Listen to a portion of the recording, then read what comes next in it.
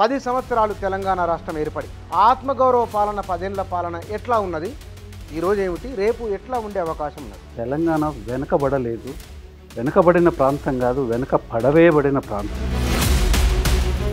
చరిత్ర ఇది కూడా నేను ఒకటి పురాణాలు చెప్పే వ్యవహారం కాదు, ఇది ప్రజలు అనుభవించిన విషయం చెప్తాను. మీరు ఆత్మగౌరవం మీరు అంటున్నారు. ఈ 10 ఏళ్ల కాలంలో తెలంగాణ ప్రజలకు మాట్లాడే స్వేచ్ఛ లేకున్నది, ఆత్మగౌరవం కోల్పోయిన ప్రశ్న మీ సమాధానం. ఈ ఆత్మగౌరవం గురించి మాట్లాడింది ఎవరండి? అభివృద్ధి చేయడం చేతగాక తెలంగాణని తీవ్రమైన పదం మీరు ప్రయోగించింది. ఎస్, నరమేధానికి గురి చేస్తున్నారు తెలంగాణ ప్రజల్ని. చదువు లేదు, మంచినీళ్ళు లేవు, వ్యవసాయం లేదు, కరెంటు లేదు, ఆత్మగౌరవం లేదు, మనుషుల్ని పశువుల్లాగా చూసినారు, పిట్టలాగా కాల్చినారు. ఎక్కడ పోయినారు ఈ ఆత్మగౌరవం మాట్లాడే పెద్ద మనుషులు ఆ రోజుల్లో? అంటే మీరు కేసీఆర్ చిత్రం సమర్థించదలుచుకున్నారా? తాగి పండుకుంటావు, ఫామ్ హౌస్. ఎవడండి మాట్లాడిన వాడికి? ఎవడికి ఫామ్ హౌస్లు లేవు, ఎవడు తాగడు. మీరు చేస్తేనేమో తాగుడు కాదు, వారు చేస్తేనేమో తాగుడా. మరి ఇంత నిర్మాణం చేసినప్పుడు ఒకానొక అనుభవం ఉంటుంది కదా, ఒక మార్పు అనుభవించారు కదా ప్రజలు, ఎందుకు ఓడించినట్టు? మభ్యపెట్టినారు, నమ్మించినారు. 15,000 ఇస్తాము, కళ్యాణ లక్ష్మితో పాటు మీకు బంగారం కూడా ఇస్తాను. బంగారం లేదు, కళ్యాణ లక్ష్మి పోయి. కాళేశ్వరం అన్నప్పుడు ఇవాళ మేడిగడ్డ కుంగిపోయి ఉన్నది. కేసీఆర్ ఏమైనా ఇంజనీరా, ఇంత పెద్ద ఎందుకు కట్టాలి అనే విమర్శ కూడా వచ్చింది, ఒక ఆరోపణ. అయితే 3 టియర్స్ పోతే మొత్తం ప్రాజెక్ట్ అంతా పోయినట్టుగా, 1,00,000 కోట్లు నీళ్ళలో కొట్టుకుపోయినట్టుగా. ఇవాళ ఏం జరిగిందండి? మంత్రదండం పెట్టి మాయం చేసినట్టుగా ఇప్పుడు నీళ్లు లేవు, కరెంటు రావట్లేదు, వ్యవసాయాలు ఆగిపోయినాయి. అప్పుడే వర్షాలు పోయినాయి, అప్పుడే చెరువులు ఎండిపోయినాయి, అప్పుడే వ్యవసాయం మొత్తం 5 నెలలు సాధ్యమవుతుందా సార్? 5 నెలలు ఎందుకు సరిపోదండి నాశనం అయిపోవడానికి? పేపర్లలో వచ్చింది, టీవీలలో వచ్చినాయి. తెలంగాణ ప్రజలు ఇప్పుడు వినే ప్రజలకు తెలియదా? వాళ్ళు అనుభవించలేదా?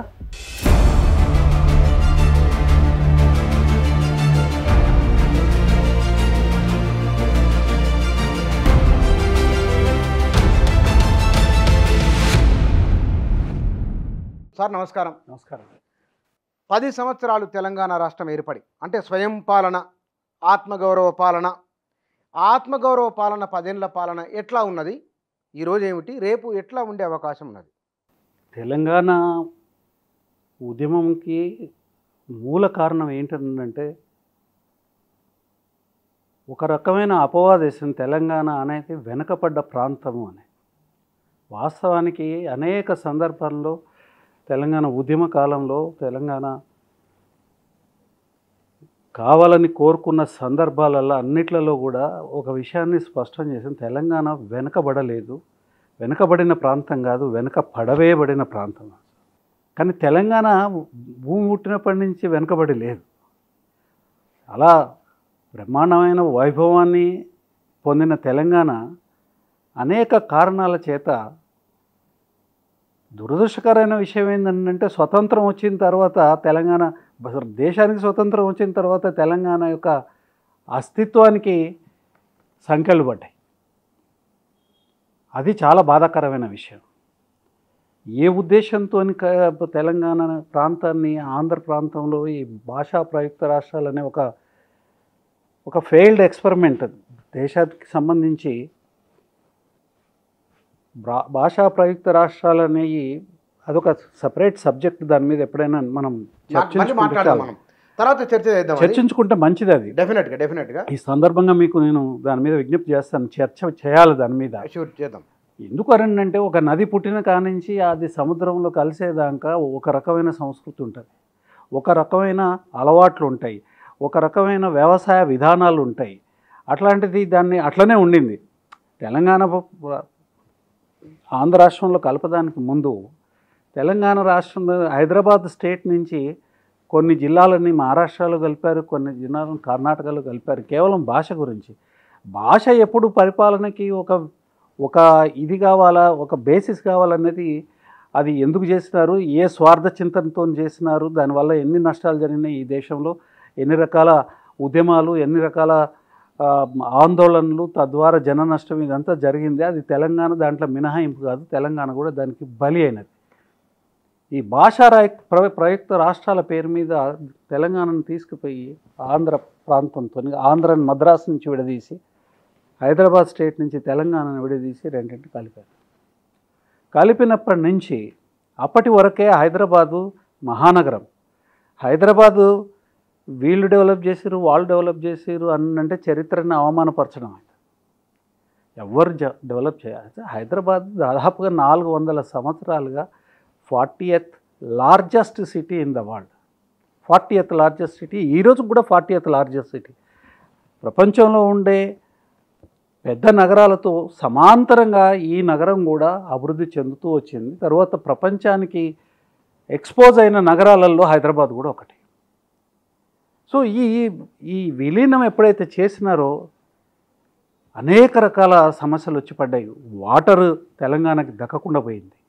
అప్పటికే ప్రాజెక్టు నిర్మాణానికి ప్రాతిపదికగా ఉన్న నందికొండ ప్రాజెక్టుని ఏర్పాటు ఏదైతే చేసి తెలంగాణకి నీళ్లు తీసుకురావాలనేది, గోదావరి మీద కొన్ని ప్రాజెక్టులు, ఇచ్చంపల్లి ప్రాజెక్ట్ అయితే ఆ ప్రాజెక్టులన్నీ ప్లానింగ్ దశలో ఉన్నాయి. కాసింత తెలంగాణ ఆంధ్రలో కలపడంతో మొత్తం తుడిచిపెట్టుకపోయింది.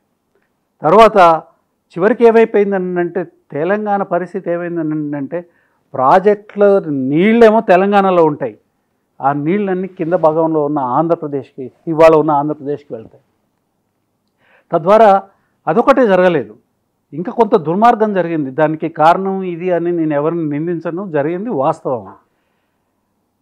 మొత్తము అనేక సందర్భాలలో ఇది కూడా తెలంగాణ సాధించే ప్రక్రియలో నాయకులందరూ మాట్లాడారు, కేసీఆర్ గారు కూడా మాట్లాడారు. మొత్తము చెరువులు కుంటల వ్యవస్థ ఏదైతే ఉందో కొన్ని వేల చెరువులు ఉంది, దగ్గర అప్పటికి 30,000 చెరువుల పై చిలుకు చెరువులు తెలంగాణలో ఉండే. ఎందుకనంటే వర్షం పడ్డప్పుడు ఆ నీళ్లు ఆ చెరువులలో నిక్షిప్తం చేసుకొని వ్యవసాయం చేసుకోవడం అనేది జరిగింది పూర్వకాలంలో. అది కాకతీయ రాజులు, తర్వాత వచ్చిన కుతుబ్షాహీ రాజులు, తర్వాత వచ్చిన ఆసఫ్జాహీ వంశీయులు, వీళ్ళందరూ కూడా దాన్ని ప్రొటెక్ట్ చేసుకుంటూ వచ్చినారు. తద్వారా ఏంటంటే తెలంగాణలో ఉండే సారవంతమైన భూమిని రైతులు మంచిగా పంటలు పండించుకొని వాళ్ళు సుభిక్షంగానే ఉన్నారు, ఎన్నడూ కూడా ఇబ్బందికరమైన పరిస్థితి లేకుండా. కానీ ఆంధ్రప్రదేశ్లో కలిపిన తర్వాత ఆ వ్యవస్థని నాశనం చేశారు. ఆ వ్యవస్థ నాశనం కావడము, తర్వాత ఇక్కడ ప్రాజెక్టులు కిందకు కట్టడం మూలంగా ఏదో మంచి జరుగుతుందని అనుకున్నది కాసింత ఉల్టా పుల్టా అయిపోయింది. ఈ ఉల్టా పుల్టా అయిందని సీదా చేయడానికి రాష్ట్రం వచ్చింది. ఎస్, ఆ మధ్యలో చరిత్ర అంతా కూడా ఈ వచ్చిన 10 ఏళ్ల రాష్ట్రం సరైన ట్రాకులో ఉన్నదా? చెప్తానండి. ఇంకొక చిన్న విషయం, అంత గునుపుది తెలంగాణ ఉద్యమ కాలంలో ఉన్న పరిస్థితి. ఇంకో 2 విషయాలు చెప్తాను, చిన్న క్లుప్తంగా చెప్తాను. ఉద్యోగాలు లేవు, ఆ ఉద్యోగాలను కూడా దోపిడీకి గురి చేశారు, తరలించకపోయినారు ఉద్యోగాలను తరలించి. ఇక్కడ నిధులు అన్నీ కూడా కింద అంటే ఆంధ్ర ప్రాంతంలో అభివృద్ధికి పెట్టినారు. తద్వారా ఏమైపోయిందంటే నీళ్లు, నిధులు, నియామకాలు అనేది ఒక స్లోగన్ మీద ముందుకు పోవడం జరిగింది. సరే, ఉద్యమము ఇది చరిత్ర, దీన్ని ఎవరు కాదని లేదు. అనేక సంఘాలు ఏర్పడ్డాయి, అనేక సంఘాలలో మేము కూడా కొంత భాగస్వామ్యం తీసుకున్నాం. కొన్ని సంఘాలు పెట్టే విషయంలో కానివ్వండి, భావవ్యాప్తి చేసే విషయంలో కానీ నాతో మిగతా మిత్రులతో పాటు నేను కూడా, ఎవరెవరు పేరు కూడా చెప్పండి, మన అంటే మొట్టమొదట మేము తెలంగాణ అంతకు మునుపు 97 కన్నా ముందు చిన్న చిన్న గ్రూపులు, అవి అనేక గ్రూపులలో మాట్లాడడం, విద్యార్థులతోని, బుద్ధిజీవులతోని, తర్వాత ఎంప్లాయీస్తోని, వాళ్ళతో ఇట్లా అనేక మంది బాధితులతోని మాట్లాడడం అనేది ఒకటి జరిగింది. తర్వాత 1997లో మాత్రము తెలంగాణ మహాసభ అనే ఒక ఆర్గనైజేషన్ని పెట్టాం. ఆ ఆర్గనైజేషన్ చాలా బహుళమైన రీతిలో ప్రజలలోకి, తెలంగాణ ప్రజలలో తెలంగాణ భావజాలాన్ని వ్యాప్తి చేసింది. దాదాపుగా 2000 పైచిలుకు మీటింగులు పెట్టాము. వీటన్నిట్లలో నాతో పాటు మన వి ప్రకాష్ గారు, తర్వాత చెరుకు సుధాకర్ గారు, బెలై నాయక్ గారు, ఆ సంస్థ ఒక 3 సంవత్సరాలు నిలదొక్కొని పనిచేసింది. తర్వాత మాకు బయట నుంచి సహకారాన్ని అందించింది మాత్రము మారోజు వీర. అస్తిత్వ పోరాటాలకి ఆయన నాయకత్వం వహిస్తున్న సందర్భంలో మాకున్న ఈ ఆలోచనని ఆయనకు చెప్పడం జరిగింది. ఇది అస్తిత్వ పోరాటాలతో పాటు ఇది ఉంటేనే దానికి ఇది కాంప్లిమెంటరీగా ఉంటుంది. తెలంగాణ సమస్యలకి అంటే తెలంగాణని వెనకబడేసి తర్వాత అణిచివేసే దాంట్లో భాగంగానే ఈ సమస్యలన్నీ ఉన్నాయి. కాబట్టి అంటే మీకు ఇది కూడా ఉండింది అప్పుడు మాదిగ దండోరకు సంబంధించిన రిజర్వేషన్ పోరాటం, ఇది కేటగిరైజేషన్కి సంబంధించింది ఉన్నాయి అనేక. సో దాంట్లో తను కూడా మాకు సహకరించాడు. అతని సహకారంతో మేము చేసిన పని ఒక ఒక ఒక లెవెల్కి తెలంగాణ చర్చని అంటే భావాలు చేయగలిగింది. జరిగిందా. ఆ తర్వాత Telangana lawyers association C Damodar Reddy అని ఇప్పుడు ఆయన కాంగ్రెస్ పార్టీలో ఉన్నాడు. తను నేను కేకే మహేందర్ రెడ్డి మాతో పాటు ఛానళ్ళు ప్రయాణం చేసినాడు, ఇప్పుడు కాంగ్రెస్ పార్టీలో ఉన్నాడు. వీళ్ళందరం కలిసి మేము ఆ సంస్థను పెట్టాము. లాయర్లు కూడా పెద్ద ఎత్తున సమీకృతమైనారు, ఉద్యమాలు చేసినారు. ఈ తెలంగాణ మహాసభలో ఉన్న ఎలిమెంట్స్, తర్వాత బయట జనరల్గా పనిచేసిన అనేక మంది, తర్వాత ఈ లాయర్స్ నుంచి అందరూ ఒక గుంపుగానే కేసీఆర్ గారిని ఆహ్వానించడం జరిగింది. తర్వాత ఆయన నాయకత్వం వహించినారు. తర్వాత ఉద్యమము, తర్వాత తెలంగాణ ఆవిర్భావం, ఇదంతా జరిగింది. అయితే తెలంగాణ ఆవిర్భావం జరిగిన తర్వాత ఇప్పుడు నాటి పరిస్థితి మీకు తెలుసు. కరెంటు లేదు, నీళ్లు లేవు, వ్యవసాయం లేదు.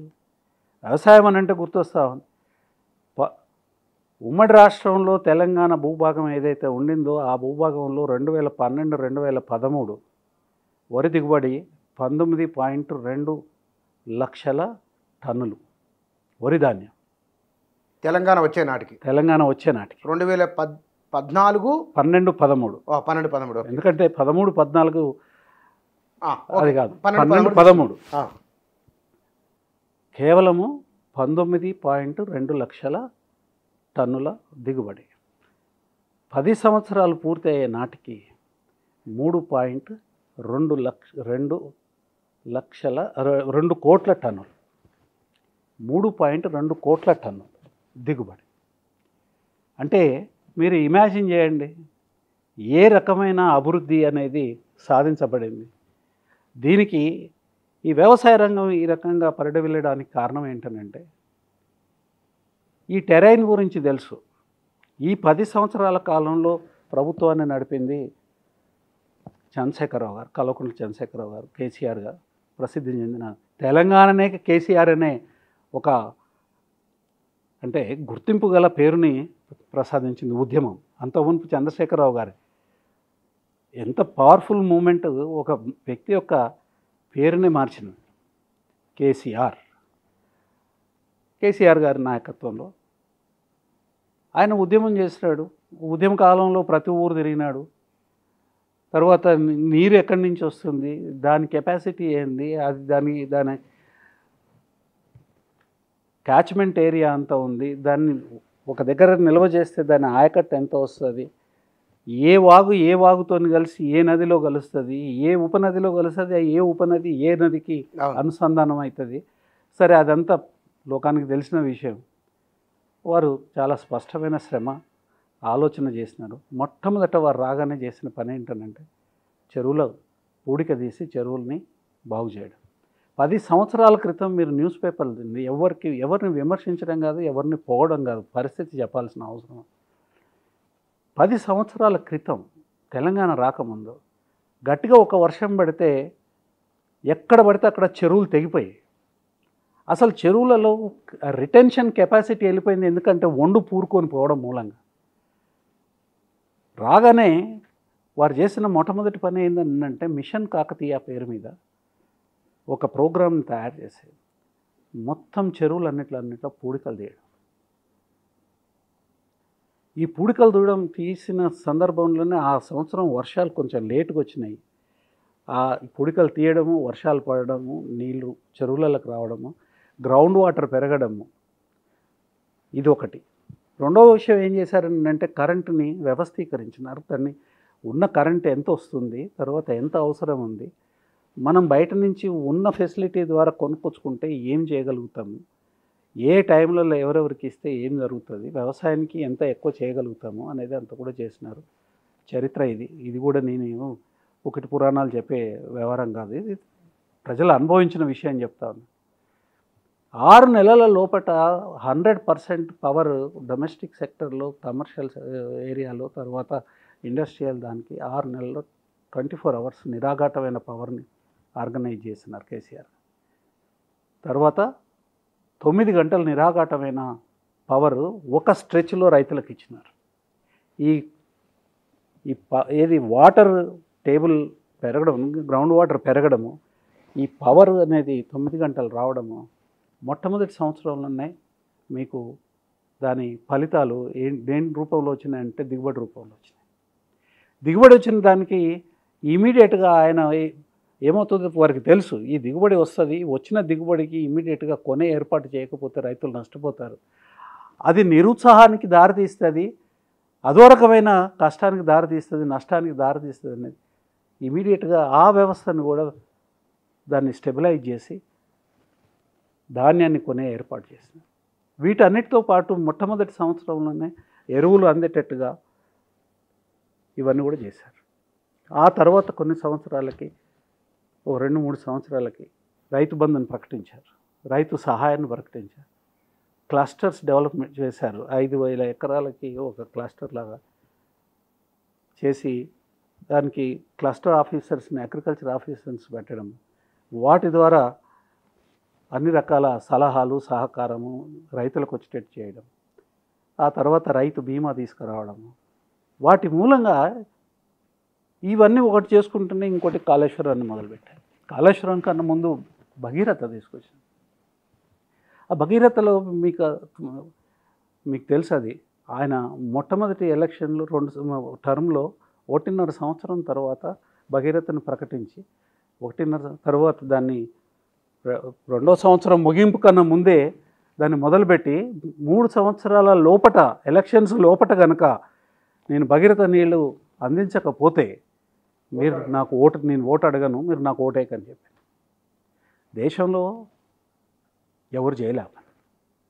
3 సంవత్సరాల కాలంలో 90% భగీరథల నీళ్ళు వచ్చాయి. ఆ నీళ్ళని కేవలం మంచినీళ్ళ కోసమే కాదు, మీరు ఆ ఇంటిగ్రేషన్ చూడండి. నేను ఎందుకనంటే ఇదేదో పొగడత కోసం చెప్పే విషయం కాదు. ఇంటిగ్రేషన్ ఏదైతే జరిగిందో, ఒక ప్లానింగ్, ఒకటి చెరువులు నీళ్ళు నింపడం, mission Kakatiya, power sector, 3 drinking water. ఇది డ్రింకింగ్ వాటర్ కేవలం డ్రింకింగ్కే జరగదు. ఈ డ్రింకింగ్ వాటర్తో పాటు ఇండస్ట్రీస్కి కూడా వాటర్ ఇచ్చే కార్యక్రమం పెట్టారు. తద్వారా ఇండస్ట్రీని స్టెబిలైజ్ చేయడం, ఎన్ని ఇండస్ట్రీస్, మూతపడ్డ ఇండస్ట్రీస్ అన్నీ కూడా తెచ్చినారు. కరెంటు, నీరు చాలా ఇంపార్టెంట్, శాంతి భద్రతలు, ఈ 3 చాలా ఇంపార్టెంట్ అండి. ఈ 3టిని 100% రిస్టోర్ చేసినారు. తద్వారా తర్వాత టీఎస్ ఐపాస్ని ఇంట్రడ్యూస్ చేశారు ఇదే సందర్భంలో. దాంతోనేమైందంటే ఒక సమ్మిళితమైన డెవలప్మెంట్ స్టార్ట్ అయిపోయింది. వీటన్నిటితో పాటు ఒక ప్రణాళికాబద్ధంగా రోడ్డు నెట్వర్క్, విలేజ్ నుంచి మండలానికి ఒక పద్ధతి ఉన్న రోడ్డు, మండలం నుంచి జిల్లాకి డబల్ రోడ్స్, జిల్లా నుంచి ఉన్నాయి 4 లైన్ రోడ్స్, ఇవన్నీ కూడా సాధించడం. తర్వాత వీటన్నిటితో పాటు ప్రజలను కూడా, అంటే పేద వర్గాలు, శ్రామికులు ఎవరైతే ఉన్నారో వాళ్ళ కుటుంబాలు నిలదొక్కునే దానికోసం ఒక ప్రణాళిక, అది ఆసరా పెన్షన్లు. ప్రతి కుటుంబానికి ఒక ఆసరా పెన్షన్ పోయేటట్టుగా చేయడం జరిగింది. 1000 రూపాయలు, ఒక 1000 రూపాయలు ఇవ్వడం అంటే మంచినీళ్ళు ఇచ్చి ఒక 1000 రూపాయలు, తర్వాత మీకు రేషన్ బియ్యము ఇవన్నీ ఉన్నప్పుడు ఏంటంటే ఏదో అద్భుతాలు జరిగిపోవు, కానీ మనిషి యొక్క ఆరోగ్యము మంచిగా అవుతుంది. తర్వాత తిండి సరిగా పోయేదానికి ఇట్లా ఒక మైక్రో ప్లానింగ్ చేసేసి, తర్వాత ప్రజలు, ముఖ్యంగా వెనుకబడ్డ ప్రజలు గౌరవప్రదంగా బతికేదానికోసము అవకాశాన్ని కల్పించడం, వీటన్నిటి ఇంటిగ్రేషన్ ఏమైతే అయిందో ఒక కొత్త డెవలప్మెంట్ స్టార్ట్ అయింది. ఇక్కడ మళ్ళీ అక్కడ ఇరిగేషన్కి వెళ్దాం. తెలంగాణ ప్రజలు ఆత్మగౌరవం కోసం కొట్లాడి తమ ఆత్మగౌరవం నిలుపుకొని ఉద్యమం చేసి రాష్ట్రం సాధించుకున్నారు. ఈ 10 ఏళ్ల కాలంలో ప్రజల ఆత్మగౌరవమే లేదన్న పెద్ద చర్చ జరిగింది. ఆ విషయం మీకు కూడా తెలుసు. మీరు ఆత్మగౌరవం మీరు అంటున్నారు. ఈ 10 ఏళ్ల కాలంలో తెలంగాణ ప్రజలకు మాట్లాడే స్వేచ్ఛ లేకున్నది, ఆత్మగౌరవం కోల్పోయిన ప్రశ్న మీ సమాధానం. ఈ ఆత్మగౌరవం గురించి మాట్లాడింది ఎవరండి?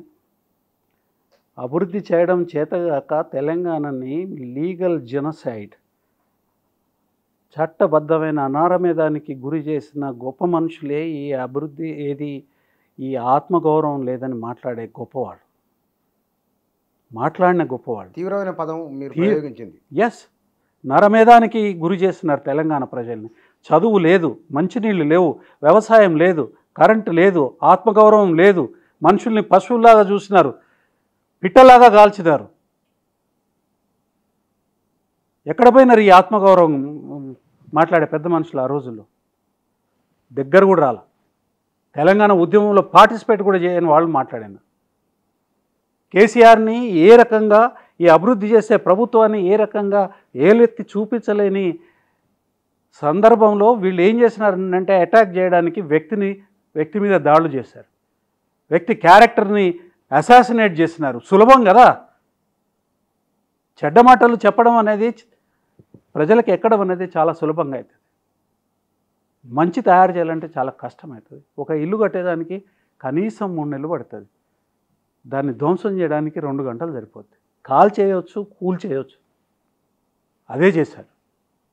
మీరు ఈ 10 సంవత్సరాలలో కేసీఆర్ గారు ఎన్నడన్నా ఏ ఒక్క వ్యక్తి మీదనైనా పర్సనల్గా దాడి చేసినారా? కానీ ఇవాళ ఉన్న మొత్తం రాజకీయ రంగం ఏదైతే ఉందో ఒక స్కోప్ కానీ ఉంటుంది.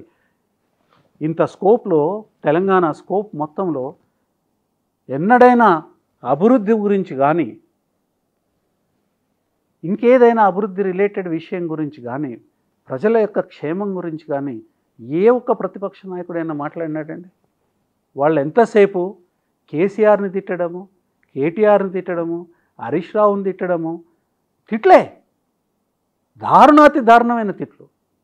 అయినా కానీ ఒక్క మాట మాట్లాడలే. ఎవరు పాపన వాళ్ళు పోతారు అనుకున్నారు. తర్వాత ఇందులో ఎంటర్ అయితే అభివృద్ధి పదం ఏదైతే ఉందో అది పక్కదారి పడుతుందనే ఆలోచనతో చేయలేదు. మీరు తీయండి సోషల్ మీడియా. 10 సంవత్సరాలు కావాలంటే 20 సంవత్సరాలు సోషల్ మీడియా పుట్టినప్పటి నుంచి ఇవాళ రికార్డు దొరుకుతుందండి. తీయండి, ఏ రకమైన భాష మాట్లాడినారు, ఏ రకమైన తిట్లు తిట్టినారు. ఏమనంటే కేసీఆర్ మాట్లాడి నేర్పించిందని. అది కేసీఆర్ ఏం నేర్పించినారండి? ఏ సందర్భంలో కేసీఆర్ గారు పరుషమైన పదజాలాన్ని వాడాల్సిన పరిస్థితి ఏర్పడింది? అసెంబ్లీ సాక్షిగా ఉమ్మడి రాష్ట్రంలో ఒక నయా పైసా, ఒక రూపాయి కూడా ఇవ్వను తెలంగాణకి అని ముఖ్యమంత్రి మాట్లాడితే నిమ్మకు నీరెత్తినట్టుగా కూర్చుంటే కడుపు మసలి దద్దమ్మలు వాజమ్మలు అన్నారు. ఏంటి దద్దమ్మలు వాజమ్మలు అనేది తిట్ట? భాష సంస్కృతి చాలా పాలిష్డ్గా వాళ్ళు చేసిన పనిని వ్యక్తీకరించినారు.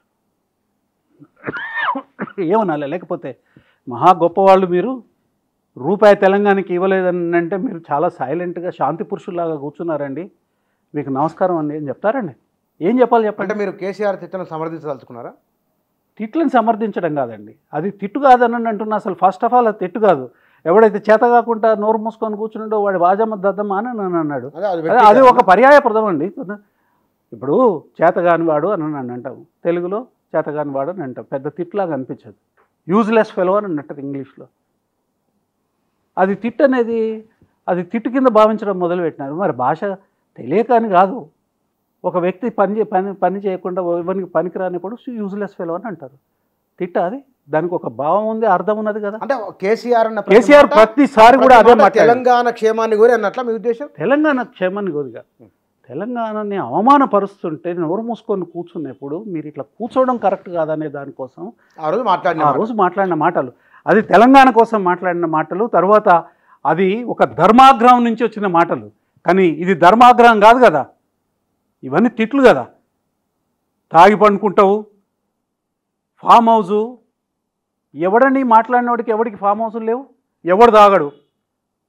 ఇవాళ నడపట్లేదా తాగేదానికోసం? ఇవాళ బీరు ఏది విస్కీలు ఇవాళ అమ్మట్లేదానండి? దాంట్లో నుంచి ఆదాయం తీసుకోవట్లేదా? దాన్ని డెవలప్మెంట్కి ఉపయోగించట్లేదా? మీరు చేస్తేనేమో తాగుడు కాదు, వారు చేస్తేనేమో తాగుడా? ఇది కాదు నేను అనేది. మనం ఫ్యాక్ట్ మాట్లాడుకుందాం. ఫ్యాక్ట్ మాట్లాడదాం. 10 ఏళ్ళ తెలంగాణ వాస్తవానికి వాళ్ళ మనం సార్ ఇవన్నీ ఒక రకమైన అంశాలు, వీటికి మీ సమాధానం కూడా ఉన్నది. ఇప్పుడు కాళేశ్వరం ఉన్నప్పుడు ఇవాళ అది మేడిగడ్డ కుంగిపోయి ఉన్నది. 10 ఏళ్లలో జరిగిన ఒకానొక ప్రయోగం కేసీఆర్ ఏమైనా ఇంజనీరా, ఇంత పెద్ద ఎందుకు కట్టాలి అనే విమర్శ కూడా వచ్చింది, ఒక ఆరోపణ. ఇప్పుడు ఆరోపణలలో సహేతుకమైన ఆరోపణలుంటే చాలా చక్కగా మనకు ఉపయోగపడుతుంది, సమాజానికి ఉపయోగపడుతుంది, తర్వాత ప్రభుత్వానికి ఉపయోగపడుతుంది, రైతులకు ఉపయోగపడుతుంది, అందరికీ ఉపయోగపడుతుంది.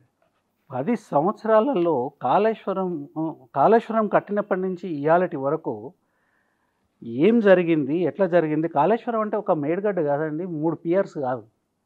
కాళేశ్వరం అని అంటే అదొక పెద్ద ప్రాజెక్ట్. అది ఆ ప్రాజెక్ట్ కింద బ్యారేజీలు ఉన్నాయి, తర్వాత కాలువలు ఉన్నాయి, సొరంగాలు ఉన్నాయి, రిజర్వాయర్లు ఉన్నాయి, కెనాల్స్ ఉన్నాయి, తర్వాత అనేక వందల చెరువులు ఉన్నాయి, వేల చెరువులు ఉన్నాయి, కరెంట్ ఉన్నది, తర్వాత బోర్లు ఉన్నాయి. తద్వారానే ఈ 10 సంవత్సరాలలో 19.2 లక్షల టన్నుల నుంచి 3.2 కోట్ల టన్నుల వరిధాన్యం వచ్చింది. మీరు ఎందుకు అబద్ధాలు చెప్తున్నారు? నిజం అనేది నిప్పు లాంటిదండి. కొన్ని విషయాలలో మీరు ఎంత చెప్తే అంత ఆలోచన చేస్తారు, చదువుతారు పిల్లలు. ఇవాళ వాళ్ళకేం తెలివి లేదా? ఇంటర్నెట్లో సమాచారం లేదా? తర్వాత ఆపోజిషన్లో ఇవాళ ఉన్న పార్టీలు దాన్ని ప్రజలకు అందజేయలేవా? న్యూస్ పేపర్లలో లేవా? లేకపోతే ప్రభుత్వ రికార్డులలో లేవా? అంతటా ఉన్నది కదా. ఇవాళ మీరు ఏం చేస్తున్నారు? కేసీఆర్ గారు చేసిన ఈ 10 సంవత్సరాలు చేసిన మంచి యొక్క ఉనికి కూడా లేకుండా చేయాలా? ఆయన జాస అనేది దాన్ని మటుమాయం చేయాలనే ఒక ఆలోచనతోనే 3 పియర్స్కి రిపేర్ చేయకుండా అట్లా పెట్టడం మూలంగా ఇవాళ ఏం జరిగిందండి? మా విలేజ్ సంగతి చెప్తాను మీకు. ఇంత ముందు కూడా చెప్పాను. 13 14 వేల ఎకరాల రెవెన్యూ ఉన్న విలేజ్. 700 ఎకరాలు కూడా సాగు అయ్యేది కాదు 3 చెరువులల్లో. ఆ 700 ఎకరాలలో కేవలం 200-300 ఎకరాలు మాత్రమే తరి పంట పండేది, మిగతాదంతా కూడా మెట్ట పంట పండేది, చెరువు కింద. ఇవాళ 13,000 ఎకరాలు, 13,000 చిల్లర ఎకరాలు ఉంటే ఈ 13,000 చిల్లర ఎకరాలలో కొండ ప్రాంతాలు, గుట్టలు ఇట్లాంటి వ్యవసాయానికి యోగ్యంగా 400-300 ఎకరాలు తప్ప మిగతా అంతా కూడా రెండు పంటలు పండింది మొన్నటి దాకా. 2 పంటలు ఈ 10 ఏళ్లలో. 14,000 ఎకరాలలో 2 పంటలు చెరువుల కింద. 13,000 చిల్లర ఎకరాల్లో 2 పంటలు పండింది. అనేక సంవత్సరాలు పత్తి ఉత్పత్తి ఒక్క విలేజ్ నుంచి 100 కోట్ల విలువైన పత్తిని ఉత్పత్తి చేసినారు, అమ్మినారు ఒకటే మా విలేజ్ నుంచి. ఇప్పుడు ఆ ప్లేస్లో వరి వచ్చింది. నోను వరి ఒక పక్కన పండింది, పత్తి కూడా కాటన్ కూడా ఒక పక్కన పండింది. ఒక 100 ట్రాక్టర్లు ఉన్నాయండి విలేజ్లో. కొన్ని వందల బైకులు వచ్చినాయి. మంత్రదండం పెట్టి మాయం చేసినట్టుగా ఇప్పుడు నీళ్లు లేవు, కరెంట్ రావట్లేదు, వ్యవసాయాలు ఆగిపోయినాయి. నేను అనేది ఒక మాట సార్, ఒక మాట. ఈ ప్రభుత్వం వచ్చి 4 నెలలు, 5 నెలలు అవుతుంది. 5 నెలలు అయింది. 5 నెలలలోనే ఒక నిమిషం సార్. ఇప్పుడు మనం నిన్న మాట్లాడినాం కదా, ఇవాళ గురించి మాట్లాడదాం. కాళేశ్వరం మొన్న కూలింది, ఇవాళ రిపేర్ అవుతున్నది. ఆ ప్రభుత్వం పోయింది, 5 నెలలు అయింది ప్రభుత్వం వచ్చి. అప్పుడే వర్షాలు పోయినాయి, అప్పుడే చెరువులు ఎండిపోయినాయి, అప్పుడే వ్యవసాయం మొత్తం 5 నెలలు సాధ్యమైంది సార్. ఇప్పుడు ఈ రాష్ట్రంలో ఎన్ని న్యూస్ పేపర్లు ఉన్నాయి, ఎన్ని టీవీలు ఉన్నాయి చెప్పండి? డజన్లు ఉన్నాయి కదా. 5 నెలల నుంచి ఏం జరుగుతుందో టీవీలు చూస్తున్నాను. పంటలు ఎట్లా ఎండిపోయినాయి, కరెంటు లేక రైతులు ఎట్లా బాధపడుతున్నారు, రైతు బంధు లేక రైతులు ఎట్లా బాధపడినరు, పండిన పంట కొనుగోలు కాక ఎట్లా బాధపడినరు, తర్వాత వర్షాలు వచ్చి పంట కొట్టకపోతే ఎట్లా బాధపడినరు అన్నీ చూస్తున్నామని నేను చెప్పాల్సిన అవసరం లేదు. తర్వాత మీకు ఒక సంధికాలంలో ఆ ప్రాజెక్టులో ప్రాబ్లం వచ్చింది. ఆ ప్రాజెక్టులో కాదు, ఒక్క బ్యారేజీలో ఒక 3 పియర్స్కి బాధ. ఇది కొత్త కాదండి. ఇది మీకు ధవళేశ్వరంలో జరిగింది, ఇది నాగార్జున సాగర్లో జరిగింది. ఇవాళ కడుతున్న ఆంధ్రలో కడుతున్న కొత్త ఆ ప్రాజెక్ట్ ఏంటండి, ఆ ప్రాజెక్టులో కూడా జరిగింది. అయితే 3 పియర్స్ పోతే మొత్తం ప్రాజెక్ట్ అంతా పోయినట్టుగా, 1,00,000 కోట్లు నీళ్ళలో కొట్టుకుపోయినట్టుగా ఇది కరెక్ట్ కాదని అంటున్నాను. దీనివల్ల ఏం జరుగుతుంది అంటే దేశంలో తెలంగాణకి ఉండే ప్రతిష్ట దెబ్బతింటుంది. ఇది ప్రభుత్వం అండి. ప్రభుత్వం ఈజ్ ఎ కంటిన్యూస్ ప్రాసెస్. అది ఏ పార్టీ వచ్చినా కానీ ప్రభుత్వం అనేది కంటిన్యూస్ ప్రాసెస్. ఆ ప్రభుత్వాన్ని రాజకీయంగా పాలసీస్ చేసేదే రాజకీయ పార్టీ నుంచి ఎన్నుకోబడ్డ ఎమ్మెల్యేలు. అది మీ నాయకత్వంలో ప్రభుత్వము, అంతకుముందు ఉన్నది మా నాయకత్వంలో ప్రభుత్వం. అంతేగాని ప్రభుత్వం అనేది కంటిన్యూస్ ప్రాసెస్. అంత మునుపు చేసిన అన్ని మేము చేయలేదు కాబట్టి మాకు సంబంధం లేదనుకునేది పొరపాటు. అది దానివల్ల ఉపయోగం లేదండి. మాకేమి ఎవరు కూడా ఏ పార్టీ కూడా పర్మనెంట్ కాదు. ఏ పార్టీ కూడా పర్మనెంట్ కాదు. ప్రజలకి ఒకవేళ ఇష్టం లేకపోతే ఒక విషయంలో వాళ్ళకి తేడా కనిపిస్తే తర్వాత ఇంతకన్నా మంచిగా చేస్తారనే ఆలోచన ఉంటే ప్రభుత్వాలు మారిన సందర్భాలు ఉన్నాయి. ఇక్కడ మనల్ని మార్చిన సందర్భం కూడా ఉన్నది. ఇప్పుడు అది నడుస్తాం. కానీ ప్రజలు తర్వాత కూడా గమనిస్తారు కదా.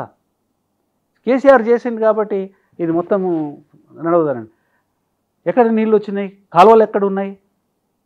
అసలు ఈ రాష్ట్రంలో గత 10 సంవత్సరాల కాలంలో జరిగిన ఒక ప్రయోగం ఏదైతే ఉందో, ఒక అద్భుత ప్రయోగం, అది ప్రకృతిని శాంతపరిచిన ప్రయోగం. తర్వాత ఉన్న వనరులన్నింటినీ ఇంక్లూడింగ్ బోర్లను కూడా ఉపయోగించిన ప్రయత్నం. అందువల్లనే ప్రతి చోట కూడా నీళ్ళు అందాయి. తర్వాత నీళ్లు భూమిలోకి ఇనికేదానికి కూడా అవకాశం వచ్చింది. దాంతో వాటర్ టేబుల్ పెరిగింది. 5 నెలలు ఎందుకు సరిపోదండి నాశనం అయిపోవడానికి? దేనికి చెప్పండి? అయిందా లేదా? పచ్చదనం పోయింది, నీళ్ళు లేవు. ఉన్నది కదా, అది జరిగింది కదా 5 నెలల్లోనే జరిగింది. మీరు చూడండి. నేనేం చెప్పట్లేదు కదా. పేపర్లలో వచ్చింది, టీవీలలో వచ్చినాయి. మెజారిటీ టీవీలు గవర్నమెంట్ని సపోర్ట్ చేసే టీవీలో ఉన్నాయి. మెజారిటీ న్యూస్ పేపర్లు గవర్నమెంట్ని నెత్తిన మోసుకునే న్యూస్ పేపర్లో ఉన్నాయి. గవర్నమెంట్ని నడిపే రాజకీయ పార్టీని ఎత్తున పెట్టుకొని నడిపించే ఇవే ఉన్నాయి.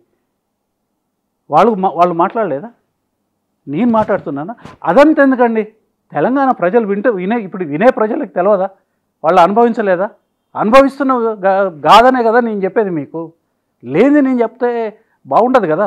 సార్ 10 సంవత్సరాల తెలంగాణలో పునర్నిర్మాణం మీరు అనేది పునర్నిర్మాణం. మరి ఇంత నిర్మాణం చేసినప్పుడు ఒకానొక అనుభవం ఉంటుంది కదా, ఒక మార్పు అనుభవించారు కదా ప్రజలు. ఎందుకు ఓడించినట్లు? 10 ఏళ్ళు పూర్తయిన తర్వాత అనుకుందాం, 10 ఏళ్ళు తెలంగాణ వచ్చింది, ఉద్యమ నాయకుడే ముఖ్యమంత్రి కావటం, 10 ఏళ్ళు పరిపాలన కొనసాగటం, 10 ఏళ్ళు అయింది చెప్తారు. ఇప్పుడు మీరు 10 ఏళ్లలో ఏం చేసినాం అనేది కూడా ఒకటి అవసరం అండి. చాలా టూకీగా చెప్తాను, చాలా క్లుప్తంగా చెప్తాను. 10 ఏళ్లలో శాంతి భద్రతలని కాపాడేదానికోసము తెలంగాణ ఒక శాంతియుతమైన రాష్ట్రము, ఇక్కడ ఎవరికి ఏ రకమైన సమస్యలు రావు అనే దానికోసం శాంతి భద్రత వ్యవస్థ, పోలీస్ వ్యవస్థని పటిష్టం చేయడం జరిగింది. తర్వాత ఎట్టి ఇన్సిడెంట్ జరిగినా కానీ ఇమీడియట్గా దాన్ని న్యూట్రలైజ్ చేసే పద్ధతిలో శాంతి భద్రతలు కాపాడడం జరిగింది. దానికి కమాండ్ కంట్రోల్ సెంటరే కానివ్వండి, తర్వాత జిల్లాల విభజనతో 4 నియోజకవర్గాలకి ఒక ఎస్పీ ఉంటాడు, ఒక కలెక్టర్ ఉంటాడు, 33 కలెక్టరేట్లు, 33 ఎస్పీ వ్యవస్థలు, తర్వాత ఎస్పీ కొన్ని చోట్ల కమిషనరేట్లు, ఇవంతా చేయడం జరిగింది. తర్వాత ప్రజల దగ్గరికి పాలన వెళ్ళింది. ఒక కలెక్టర్ గారికి జిల్లా కలెక్టర్కి ఏ మూలలో ఏం జరుగుతుంది అనేది స్పష్టమైన అవగాహన ఉండడం మూలంగా అన్ని ఫలితాలు అనేది చాలా అంటే స్కీమ్స్ని ఇంప్లిమెంట్ చేయడం కానీ, ఫలితాలను సాధించడం కానీ, ఎక్కడైనా లోపాలు ఉంటే సరిదిద్దే దానికోసం అవకాశం అనేది పెరిగింది. కలెక్టరేట్లను పెంచడం జరిగింది. వాటి బిల్డింగులు కూడా వచ్చినాయి, సమీకృత కలెక్టరేట్ భవనాలు వచ్చినాయి, ప్రజలకి అందుబాటులోకి తీసుకొని రావడం జరిగింది. ఆ తర్వాత మీకు 33 జిల్లాలలో ప్రతి జిల్లాకి హాస్పిటల్స్, పెద్ద హాస్పిటల్స్, మెడికల్ కాలేజీలతో పాటు హాస్పిటల్స్, ఈ హాస్పిటల్స్ కూడా కట్టడం అనేది చాలా జిల్లాలలో కంప్లీట్ అయినాయి. తర్వాత కాలేజీలు కూడా నడుస్తూ ఉన్నాయి. ఇవన్నీ కాకుండా ఈ రైతు బంధు కానివ్వండి, రైతు బీమా కానివ్వండి, తర్వాత కళ్యాణ లక్ష్మి కానివ్వండి, తర్వాత పచ్చదనం కానివ్వండి, పరిశుభ్రత కానివ్వండి, తర్వాత అర్బన్ డెవలప్మెంట్ కానివ్వండి, రూరల్ డెవలప్మెంట్ కానివ్వండి, ఇవన్నీ ప్రజలు అనుభవించారు. గ్రీనరీ 7.5% పెరిగింది, సెంట్రల్ గవర్నమెంటు చెప్పింది. తర్వాత అనేక ప్రశ్నలు రేవంత్ రెడ్డి గారు ఇవాళ ఉన్న ముఖ్యమంత్రి గారు వేసిన ప్రశ్నలలో కూడా ఇవాళ వారు మాట్లాడిన దానికి అంటే నిజాన్ని వారు మాట్లాడిన దానికన్నా వ్యతిరేకంగా నిజం ఉన్నది. కేంద్ర ప్రభుత్వం పార్లమెంట్లో ఇచ్చిన సమాధానాలు ఉన్నాయి. ఇవన్నీ ఉండగా కూడా మీరు ఎందుకు ఓడిపోయినారు అనేది మీ ప్రశ్న. ఇవన్నీ చేసినాడు కేసీఆర్. తర్వాత ఇవన్నీ ఇస్తున్నారు, వీళ్ళు వచ్చినారు, వీళ్ళు ఇంతకన్నా బాగా ఇస్తానని అంటున్నారు, మభ్యపెట్టినారు, నమ్మించినారు.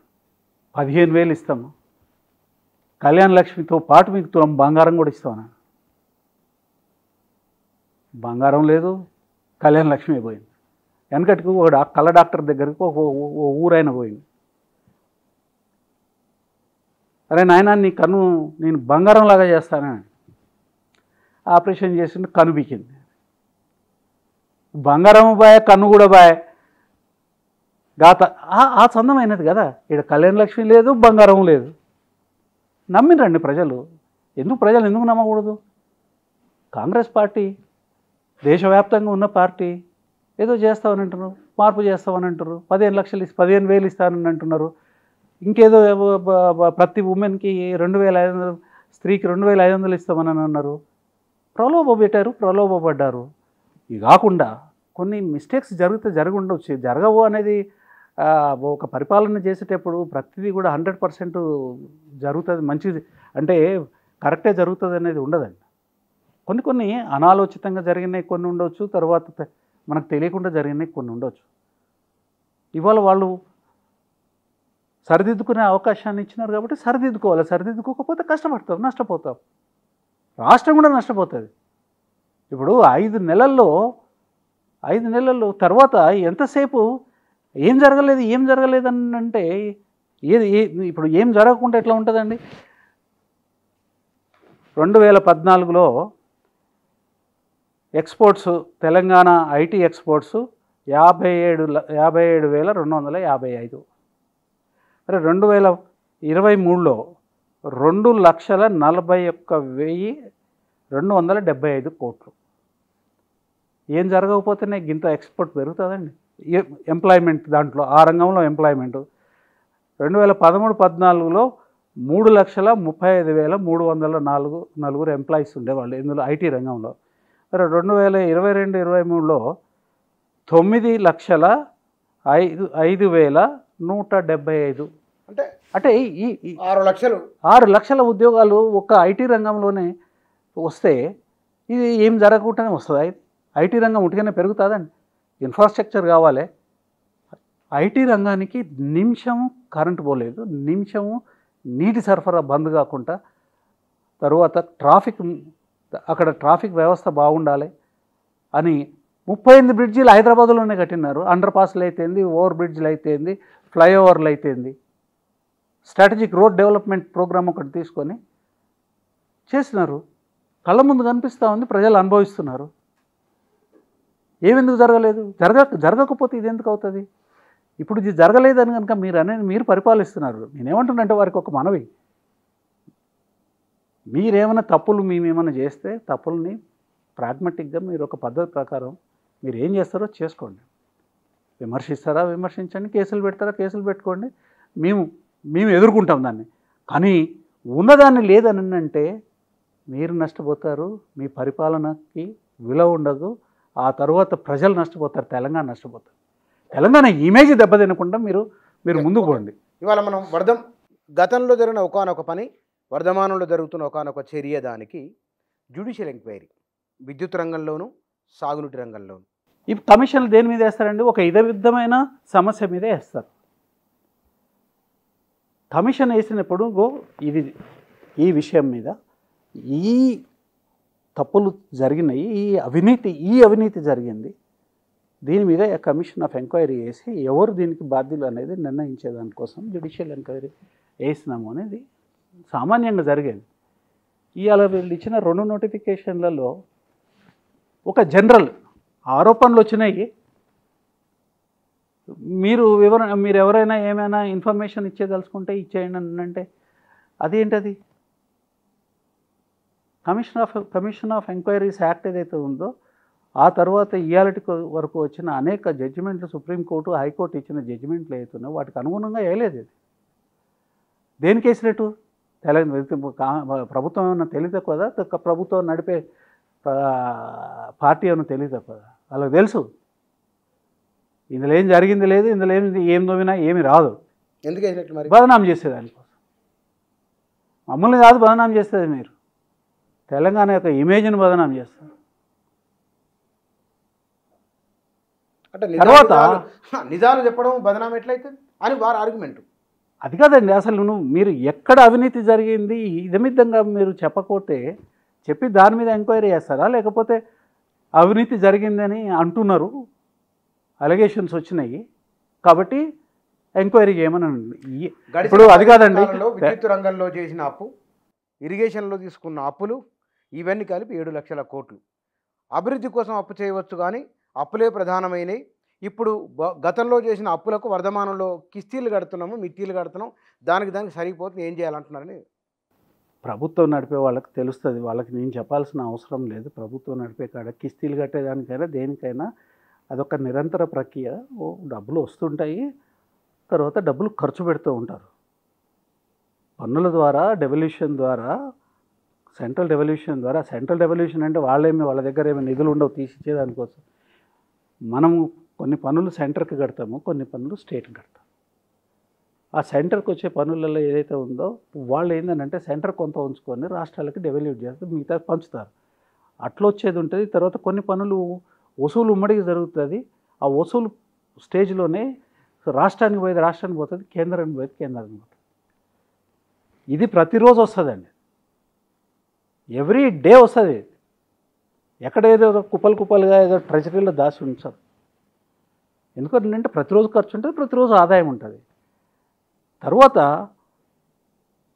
అప్పులు చేసినారు అంటే అవసరాలు ఉన్నప్పుడు ఆ అవసరాలు తీర్చితే, అవసరాలను తీర్చే ప్రాజెక్టులు కనుక చేస్తే ఆదాయము పెరుగుతుంది, ప్రజలు సౌకర్యంగా ఉంటారు. లేదు అంటే తరాలు మారిపోతుంటాయి కానీ ప్రజల యొక్క జీవన పరిస్థితులు మెరుగవవు, వాళ్ళు గతించిపోతూనే ఉంటారు. మోడర్న్ సొసైటీలో మోడర్న్ ఫెసిలిటీస్ ఇవ్వాలి కాబట్టి వాటిని క్రియేట్ చేసేదానికి. తర్వాత అప్పు కూడా మీకు చేయగలిగినంతనే చేయగలుగుతాం. పరిమితిని మించి అప్పు చేస్తారంటే బ్యాంకు అప్పు ఇచ్చేటోడు ఇవ్వడు, కేంద్ర ప్రభుత్వం కూడా ఒప్పుకోదు. ఆ పరిమితులలోనే చేసినారు. తర్వాత అప్పు తీసుకున్న రాష్ట్రాలలో తెలంగాణ కింది నుంచి మూడోది. అప్పు పైనుంచి 3 దాంట్లో ఎవరున్నారు ఒకసారి చూసుకోమని చెప్పండి. తర్వాత వీళ్ళు పరిపాలన చేసినప్పుడు అప్పే తీసుకోలేదండి. వీళ్ళు కేంద్రాన్ని పరిపాలించిన వీళ్ళు దిగే నాటికి 50 లక్షల కోట్ల రూపాయలు అప్పు చేస్తున్నారు. సరే, ఇప్పుడున్న బీజేపీ గవర్నమెంట్ దానికి ఇంకొక 100 లక్షల కోట్లు అప్పు చేసేసేసి ప్రజల్ని దాన్ని కట్టమని స్థితికి నెట్టివేసినారు. అది నడుస్తూ ఉంది. కానీ తెలంగాణలో చేసిన అప్పు మూలంగా ఏంటండి, మంచినీటి వ్యవస్థ, చెరువుల వ్యవస్థ, కాళేశ్వరం నుంచి సాగునీటి వ్యవస్థ, పాలమూరు రంగారెడ్డి నుంచి సాగునీరు వ్యవస్థ, కరెంటు డెవలప్మెంటు, తర్వాత అనేక రంగాలలో కలెక్టరేట్స్ కానివ్వండి, తర్వాత ఇన్ఫ్రాస్ట్రక్చర్, క్యాపిటల్ ఎక్స్పెండిచర్ చేసినాం. దేశం మొత్తంలోనే క్యాపిటల్ ఎక్స్పెండిచర్ ఎక్కువ ఖర్చు పెట్టింది క్యాపిటల్ ఎక్స్పెండిచర్ అంటే ఆస్తిని పెంచడం. ఈ 7 లక్షల కోట్లు ఇది humbug. What they are talking is not correct. 7 లక్షల కోట్లు చేస్తున్నారు, 8 లక్షల కోట్లు చేస్తున్నారు. ఇష్టానికి ఓ రోజు 3 లక్షలు అంటారు, ఓ రోజు 5 లక్షలు అని అంటారు, ఇంకో రోజు 7 లక్షలు అని అంటారు. కాదు, ఏదానికైనా లెక్క ఉన్నది. తర్వాత పద్ధతి ప్రకారమే జరిగింది. ఇంకొక మాట చెప్తానండి, ఇవాళ ప్రభుత్వం వచ్చినప్పటి నుంచి ఇవాళకి తీసుకున్న అప్పు ఏదైతే ఉన్నదో ఆ అప్పుతోని గతంలో ఉన్న అప్పుని యావరేజ్గా కంపేర్ చేయండి. తర్వాత అప్పటికన్నా ఎక్కువ ఆదాయం వస్తుంది, అప్పటికన్నా ఎక్కువ ఆదాయం పెరిగింది. మరి ఆదాయం పెరిగిన తర్వాత అప్పులు ఎందుకు చేస్తున్నాం? అది కాదండి, అప్పులు అనేది ఒక ఇష్యూనే కాకూడదు. మీరు జనాన్ని మభ్యపెట్టేదానికోసము వాళ్ళకి మొత్తం విషయ అవగాహన లేదు కాబట్టి ఈ మాట ఏదో ఒకటి గుడ్డగాల్చి మీదేసేసేసి అప్పులు చేసిండు అనడము, అదేంది మన 1,00,000 కోట్ల రూపాయలు కేసీఆర్ తినడు అనడము. ఇంతకన్నా అధ్వానం ఏముంటుందండి? 1,00,000 కోట్లు మొత్తం కాళేశ్వరంలో 1,00,000 కోట్లు తిన్నారంటే కాళేశ్వరం మొత్తం ప్రాజెక్ట్ వ్యయమే 1,00,000 కోట్లు కాలేదు. ఎన్ని రిజర్వాయర్లు? దగ్గర 20 రిజర్వాయర్లు. మలన్ సాగర్ నుంచి 20 టీఎంసీల నీళ్ళు హైదరాబాద్కి వస్తున్నాయి. హైదరాబాద్లో నీటి కొరత లేకుండా ఇవాళ ఉన్నదంటే కాళేశ్వరం వల్ల వచ్చింది. ఇవాళ 3 పెద్ద హాస్పిటల్స్ వస్తున్నాయి హైదరాబాద్లో. వరంగల్లో ఒక పెద్ద హాస్పిటల్ వస్తూ ఉంది, సూపర్ స్పెషాలిటీ హాస్పిటల్. ప్రతి జిల్లాలో ఒక hospital, medical college hospital government రంగంలో ఉన్నది. మంచినీటి వసతి మొత్తం 100% మంచినీటి వసతి వచ్చింది, 100% కరెంటు వసతి వచ్చింది. అన్ని సూచికలలో బ్రహ్మాండంగా ఉన్నది. నేనేమంటున్నానంటే ఇవాళ ఉన్న వ్యవస్థని ఇంకా మీరు దీన్ని 2 అంతలు 3 అంతలు మంచిగా చేయండి. మేము ఆహ్వానిస్తాం, సంతోషపడతాం, ప్రజలకు చెప్తాం. తర్వాత ప్రజలు కూడా మీరు చేస్తే మీకే ఓటేస్తారు. కానీ ఇవాళ మీరు గతం మాట్లాడుకుంటూ వస్తున్నారు. గతంలో 10 ఏళ్లలో జరిగిన డెవలప్మెంట్ అన్నిట్లలో మాట్లాడుతున్నారు. ఇప్పుడు ప్రస్తుతం ఉన్న ప్రభుత్వం, ఆ ప్రభుత్వ పోకడ తీరు, అభివృద్ధి నమూనా తీరు ఎట్లా కనబడుతున్నది మీకు? రేపు భవిష్యత్తు ఎట్లా ఉండొచ్చు? ఇప్పుడు నేనేమన్నా మాట్లాడితే మీరు 5 నెలలు కూడా కాలేదు ఇప్పుడే అంటే క్వశ్చన్ కాదండి. ఇప్పుడు విషయం ఏంటంటే వాస్తవానికి ఇది ఫేర్ కూడా కాదు దీన్ని ఈ 5 నెలల్లో విశ్లేషణ చేయడానికి. వాళ్ళకు ఉండాలి ఆ జాస. ఈ 5 నెలల్లో ఎలక్షన్స్ ఉన్నాయి, 3 నెలలు ఎలక్షన్స్ వచ్చినాయి. 3 నెలలు పార్లమెంట్ ఎలక్షన్కి సంబంధించిన వ్యవహారం నడిచిపోయింది అక్కడ. తర్వాత వాళ్ళ విషయ అవగాహన లేకపోవడం అయితే తర్వాత ఏందో దీనివల్ల ఇది ఇట్లా పండబెడితే వ్యవసాయం జరగకుండా చూస్తే జనం అంతా కేసీఆర్ని తిడతారని అనుకునే కొన్ని ఇట్లాంటి గాలి ఆలోచనలు అంటారు వీటినే. ఈ ఆలోచనలతోని చేసుకోవడం మూలంగా ప్రజలు నష్టపోయారు. నాకు తెలిసి వాళ్ళు కూడా బ్లేమ్ అయ్యారు. కావద్దండి, ఇది చేసుకోవాల్సిన అవసరం లేదు. ప్రజలు 5 సంవత్సరాలు పరిపాలించేదానికి ఒక అద్భుతమైన అవకాశం ఇచ్చిన ముఖ్యమంత్రి గారు. 53 సంవత్సరాల యువకుడు. ఇంత అవకాశం వచ్చినప్పుడు ఈ ప్రతీకార చర్యలు ఇవి అవసరం లేదండి. మ్యాగ్నానిమిటీతో పని చేసుకోవాలి. ఆ పని మీద కాన్సన్ట్రేట్ చేయాలి. తర్వాత ప్రతిపక్షంలో ఉన్న వాళ్ళని కాన్ఫిడెన్స్లోకి తీసుకోవాలి. మీరు ఎట్లా చేసిండ్రు, దీనివల్ల ఏం జరుగుతుంది, ఇంకెట్లా పోదాము, నష్టమైందండి, ఏమవుతుంది? ఒకవేళ అంత మునుపు మేమే తప్పు చేసినాం అనుకోండి, ఇలా మీరు మంచిగా ఉంటే మీ గొప్పతనమే బయటకు వస్తుంది కదా. అరే అప్పుడు ఇంత క్రిటిసైజ్ చేసిండు, ఇవాళ ఇంత దగ్గర తీసుకొని మాట్లాడుతున్నారు. ప్రజలంటే ఇష్టము, పరిపాలన అంటే ఇష్టము, అభివృద్ధి అంటే ఇష్టం అనేది వస్తుంది కదా. కానీ అన్ఫార్చునేట్లీ అది జరగట్లేదు. కరెక్ట్ కదా? ఎట్లా ఉంటే బాగుంటుంది? అందరినీ కాన్ఫిడెన్స్లోకి తీసుకొని తర్వాత అందరి ఆలోచనలు తీసుకొని దాని మీద ఒక ప్రోగ్రామ్, ఒక పాత్ బ్రేకింగ్ ఏమైనా ప్రోగ్రామ్ చేయదలుచుకుంటే దాని మీద మాట్లాడాలండి. మాట్లాడి చర్చ చేసి ఆమోదయోగ్యంగా. ఇప్పుడు అందరూ ఓటేసి ఆమోదం చెప్పరు, కానీ మీరు చెప్పాల్సిన పని మీరు చేయండి. మీరు చెప్పిన తర్వాత ఇది అవుతుంది.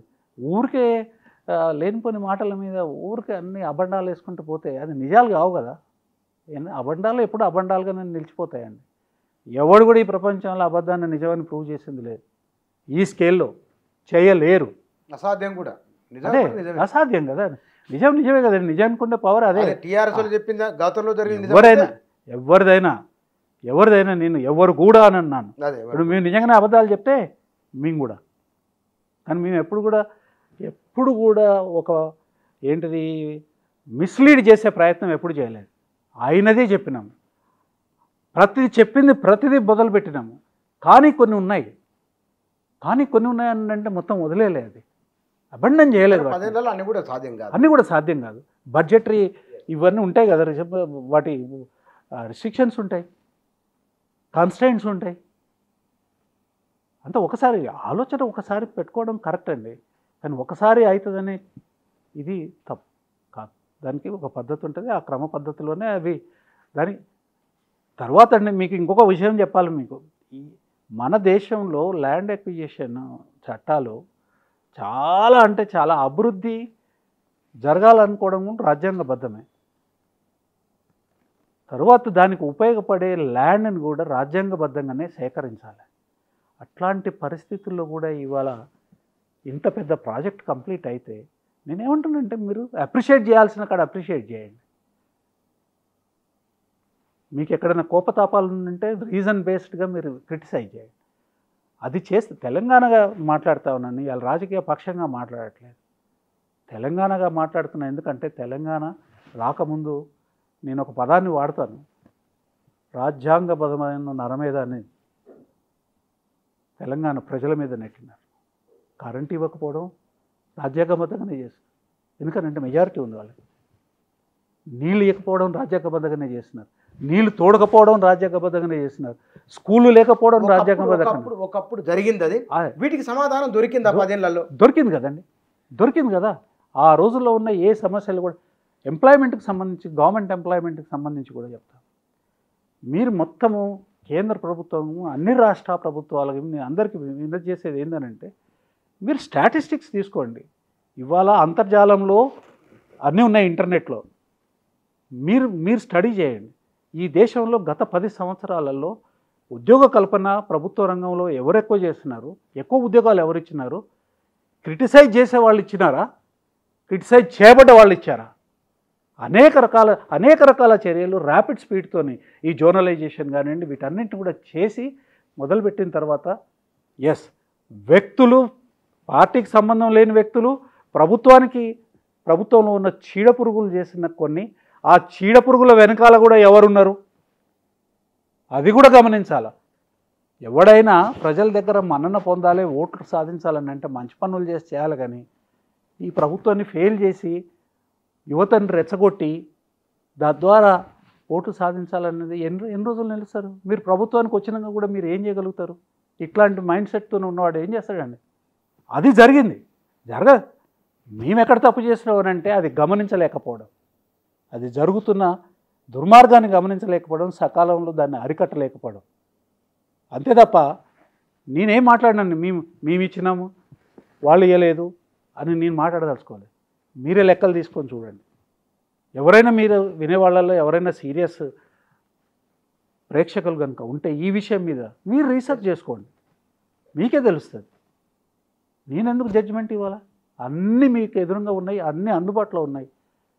ఇంత పెద్దగా మాట్లాడిన బీజేపీ పార్టీ ఎన్ని లక్షల ఉద్యోగాలు ఉన్నాయి, ఏమి చేస్తున్నారు, 20 సంవత్సరాలలో గవర్నమెంట్ ఉద్యోగాలు ఎందుకు పూడ్చలేదు, ఎందుకు నియామకాలు జరగలేదు? మీరు మాట్లాడిన మాటలన్నీ మీకు వర్తించవా? అదే కాంగ్రెస్ పార్టీ చేయలే ప్రభుత్వాలలో కూడా చూడండి, లేవు, అక్కడ కూడా చేయలేదు. మొత్తానికైతే 10 ఏళ్లలో బీఆర్ఎస్ అనుకున్న లక్ష్యాన్ని చేరుకున్నది తప్పనిసరిగా. Right sir, thank you very much.